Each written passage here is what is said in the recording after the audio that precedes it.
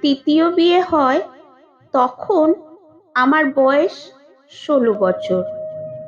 আমি আমার মাকে ছোট থেকেই খুব ভালোবাসতাম, কিন্তু কেন জানি না মায়ের এই তৃতীয়বারের বিয়েটা আমি মেনে নিতে পারিনি। এই তৃতীয়বারের বিয়ের জন্য আমি মাকে খুব ঘৃণা করতাম, তবে সেটা মনে মনে, মুখে খুব কমই তার প্রতিফলন হতো। এই দুনিয়াতে মা আর রাশেদ ছাড়া আমার আর কোনো আপন লোক নেই। যে লোকটার সাথে মা তৃতীয়বার বিয়ে করেন তার নাম রাশেদ। কেন জানি না এই লোকটাকে আমার বাবা বলে ডাকতে ইচ্ছে করে না। আমি যখন মায়ের পেটে, তখন আমার প্রথম বাবা নাকি মারা যান। যদিও আমি সবটা ঠিকঠাক জানি না কি করে বাবা মারা গেলেন, তবে লোকমুখে শুনেছি বাবা আর মা নাকি ভালোবেসে বিয়ে করেছিল। পুরো 5 বছর সম্পর্কের পর তারা গোপনে বিয়ে করেছিল। কারণটা ছিল বাবা বেকার আর দরিদ্র পরিবারের ছেলে, তাই আমার নানা নানি কেউ মায়ের সম্পর্কটা মেনে নিতে পারেননি। মা নানার একমাত্র মেয়ে, খুব আদরের, তাদের আর্থিক অবস্থাও খুব ভালো, তাই মা আর বাবা পালিয়ে বিয়ে করে। বিয়ের ঠিক 1 বছর পর আমি মায়ের গর্ভে আসি।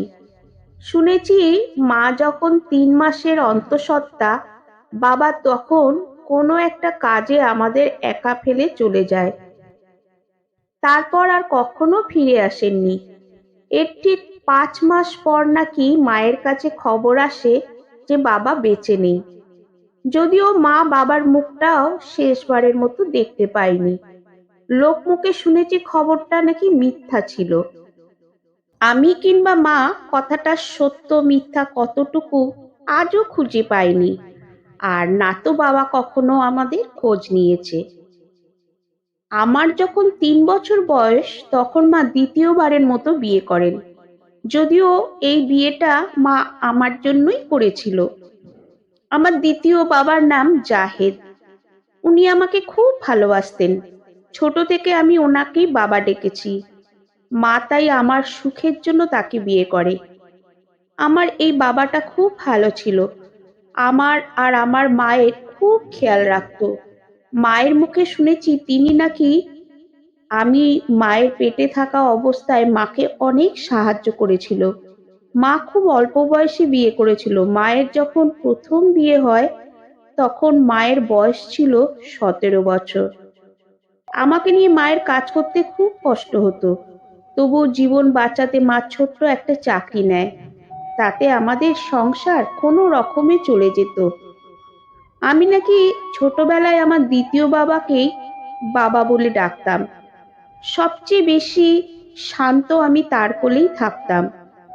আমাদের ছোট্ট সংসারটা ভালোই চলছিল। আমার যখন 5 বছর বয়স তখন আমার ছোট্ট একটা ভাই আসে। আমি তার নাম রেখেছিলাম ইপ্তি। ইভার ভাই ইপ্তি। কিন্তু আমাদের এই ছোট্ট পরিবারে এত সুখ বিধাতা সহ্য হয়নি। ইপ্তির যখন 3 মাস বয়স তখন সে টাইফয়েডে মারা যায়।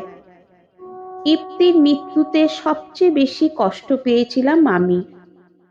আমার সেসব স্মৃতি খুব ভালো মনে নেই, তবে ইপ্তির মুখটা আমার স্পষ্ট মনে আছে। ওর সেই হাসিটা এখনো আমার চোখে ভাসে। ইপ্তিকে হারিয়ে পুরো পরিবারের শোকের ছায়া নেমে এলো। হাসি খুশি ভরা পরিবারটা যেন মুহূর্তে কালো মেঘে ঢেকে গেল। ইপ্তির মৃত্যুর ঠিক 2 মাস পরে আমার দ্বিতীয় বাবাও একটা রাস্তা দুর্ঘটনায় মারা যান। বাবার মৃত্যুতে আমি পুরো স্তব্ধ হয়ে গিয়েছিলাম।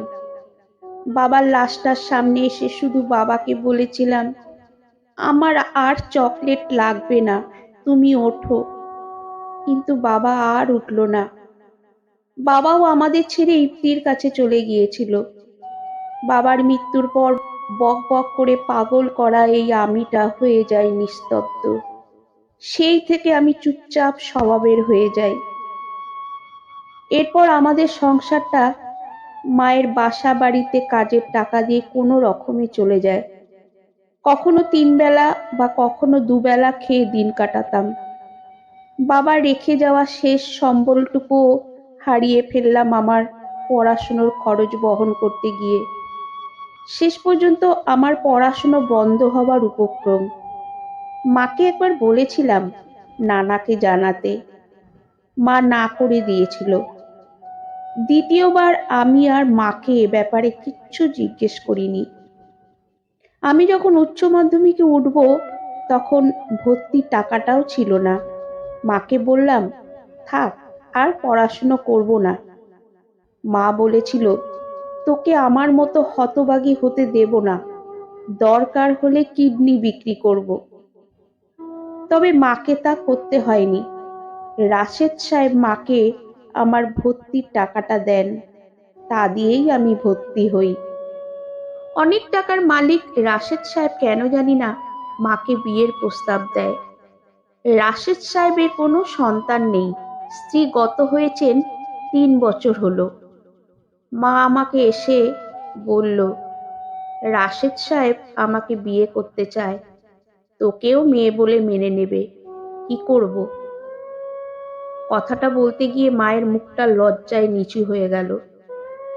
আমি দেখলাম মায়ের দুগাল বেয়ে অঝরে পানি পড়ছে। আমি বললাম, বিয়েটা করো। মা আমার দিকে একবার তাকিয়ে দৌড়ে ঘরে গিয়ে দরজা দিয়ে দিল। আমি বাইরে থেকে মায়ের কান্নার আওয়াজ পেলাম। আকাশের দিকে তাকিয়ে একটা দীর্ঘশ্বাস ছেড়ে নিজের কাজে চলে গেলাম। তৃতীয়বার বিয়ের পর আমি মাকে কখনো আমার সামনে মাথা উঁচু করে কথা বলতে দেখিনি। যদিও রাশেদ সাহেব আমাকে যথেষ্ট ভালোবাসেন, তবুও লোকটাকে বাবা বলে মেনে নিতে পারিনি। আমি যখন ঘুমিয়ে থাকি তখন মা আমার পায়ের কাছে এসে রোজ রাতে কাঁদে। আমি টের পাই, কিন্তু কিচ্ছু বলি না। আমি জানি মা এই বিয়েটা করেছে আমাকে ভালো রাখতে, তবুও না আমি আর না তো মা সুখে আছি। আমরা হয়তো ভালো আছি, তবে সুখে নেই। রোজ রাতে আমি আকাশের দিকে তাকিয়ে থাকি আর ভাবি, সুখটা কি জিনিস, কোথায় থাকে? সবার জন্য কি সুখ নয়? উত্তর মেলে না। এক বুক দীর্ঘশ্বাস নিয়ে আবার আশায় থাকি একটু সুখে।